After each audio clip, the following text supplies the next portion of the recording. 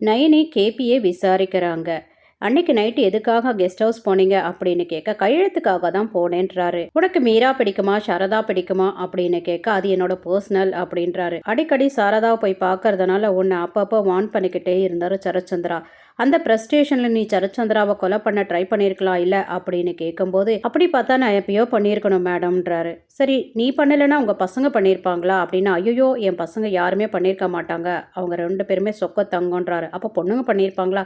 எதுக்கு மேடம் என்னை இரிட்டேட் பண்ணணும்னு நினைக்கிறீங்க அப்படின்னு கேட்குறாரு. சரி நீங்கள் இப்போ போகலாம், கூப்பிடும்போது வாங்கன்னு சொல்லிட்டு அனுப்பிடுறாங்க. இவர் வெளியில் போன உடனே ரொம்ப நேரம் ட்ரை பண்ணிட்டு இருந்த மீரா வந்து லைனுக்கு வராங்க. என்னங்க இந்த மாதிரி நான் ஹாஸ்பிட்டலுக்கு போகும்போது பூமி யாரோ கடத்திட்டாங்க அப்படின்னு சொல்கிறாங்க.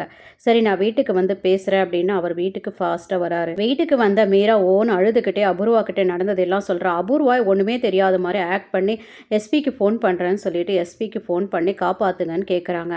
அபூர்வா நைட்டு நட்சத்திராவை பயங்கரமாக திட்டுறாங்க. எதுக்கு இப்படி உளர்னேன், உன்னால தான் அவள் காப்பாற்றிட்டா. இல்லை மம்மி இப்போ கோல்டு ரூமில் மாட்டிக்கிட்டா, நான் லாக் பண்ணிட்டு வந்துட்டேன், எப்படி இருந்தாலும் காலையில் அவள் செத்துருவான்னு சொன்ன உடனே ரொம்ப சந்தோஷமாயிடுது அபூர்வாக்கு. கேபி வந்து மீரா கிட்ட கேட்குறாரு, நடந்ததெல்லாம் சொல்கிறாங்க. அதுக்கப்புறம் கேபியோட அம்மா தனியாக கேபியை கூட்டிகிட்டு போய் அபூர்வா ரொம்ப மோசமாக இருப்பான்னு எனக்கு தெரியலடா, பூமியை ஏதோ கோல்டு ரூமில் வச்சு அடைச்சிட்டாங்க போல இருக்கு, லாக் பண்ணிட்டாங்களா, நீ போய் காப்பாற்றுறான்னு சொல்கிறாங்க.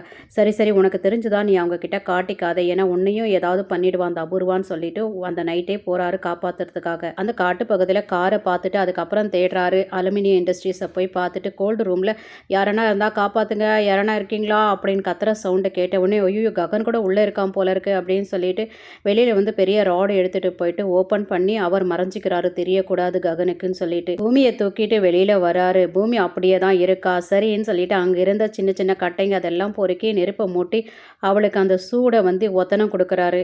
அதுக்கப்புறம் நைட்டு ஃபுல்லாக அங்கே தான் இருக்காங்க. சரத்சந்திராவை பார்த்துக்கிறதுக்காக கேபியோட அம்மாவை தான் உட்கார வச்சுருக்காங்க. அவங்க பார்த்துக்கிட்டே இருக்காங்க. நைட்டு ஃபுல்லாக இருக்கிறதுனால அவங்களுக்கு அப்படியே சொக்குது. அந்த நேரம் போன மாதிரி செர்ரி உள்ளே வந்துட்டு அப்படியே சரத்சந்திராவோட மாஸ்கை கட்டிடலான்னு ட்ரை பண்ணுறாரு. செர்ரியோட பாட்டியும் லைட்டாக கண்ணை திறந்து பார்த்து, டே செர்ரி என்னடா பண்ணுற அப்படின்னு கேட்க, இல்லை மாமாவோட மாஸ்க்கு நகர்ந்துருந்தது, அது சரி பண்ணுறேன்னு சமாளிக்கிறாரு. சரி பாட்டி உனக்கு ரொம்ப சொக்குது, நீ போய் தூங்கு, நான் மாமா பார்த்துக்கிறேன்னு சொல்ல பாட்டி எந்திரிச்சு போயிடுறாங்க.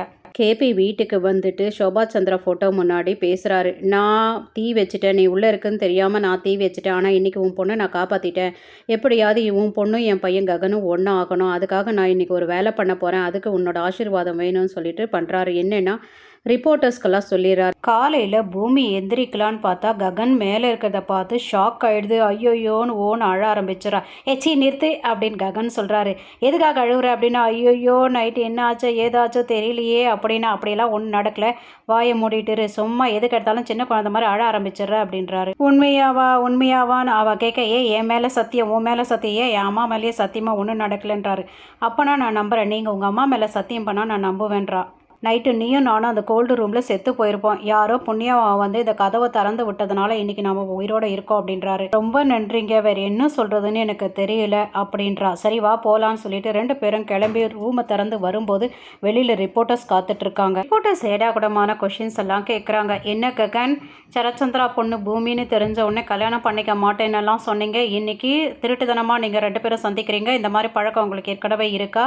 என்னம்மா பூமி, உங்கள் அப்பா கோமாவில் இருக்கிறதுனால உனக்கு வசதியாக போச்சா? உங்கள் அப்பா எந்திரிச்சு வந்தால் கல்யாணத்துக்கு சம்மதிக்க மாட்டாருன்றதுனால இந்த மாதிரி பழக்கம் இருக்கா அவங்க 2 பேருக்கு அப்படின்னு கேட்க, பூமிக்கு அவமானம் ஆயிட்டு ஓன்னு அழ ஆரம்பிச்சு அங்கேருந்து ஓடி வரா காருக்கு. உங்கள் கொஷின்ஸ்க்கெல்லாம் என்னால் ஆன்சர் பண்ண முடியாதுன்னு ககன் அங்கேருந்து வந்துட்டு பூமியை சேஃபாக காருக்குள்ளே ஏறுன்னு சொல்லிட்டு கூட்டிகிட்டு வராரு.